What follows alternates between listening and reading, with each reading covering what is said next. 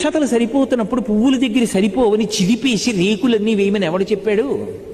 అసలు ఆ పువ్వులు చిదిపే ప్రక్రియ మీరు చూడండి.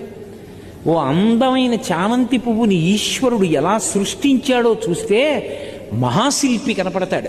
ఇంత తొడిమి మీద ఇంత చివరి వరకు పువ్వు రేకుల్ని, ఇంతంత రేకుల్ని ఎంత ఒబ్బిడిగా గుచ్చాడో. ముచిక పట్టుకుని ఇలా ఇలా అన్నా ఒక్క రేకు పడదు. అంత అందంగా ఆయన గుదిగుచ్చి పువ్వు తయారు చేస్తే చటుక్కున నువ్వు అది ఇలా లాగేసి కింద పారేసి ఇలా ఇలా ఇలా తుంపిని అందులో వేసి పూజ చేస్తావా?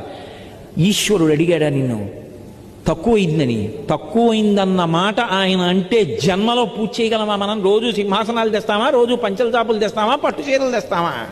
ఏం తెస్తాం మనం? దానికి పనికిరాంది పువ్వుల దగ్గరికి వచ్చేటప్పటికి ఎందుకు తక్కువైంది? ఎందుకు అసలు పువ్వులు అలా విడగొట్టేసి రేకులు చేయడం? అది హింస.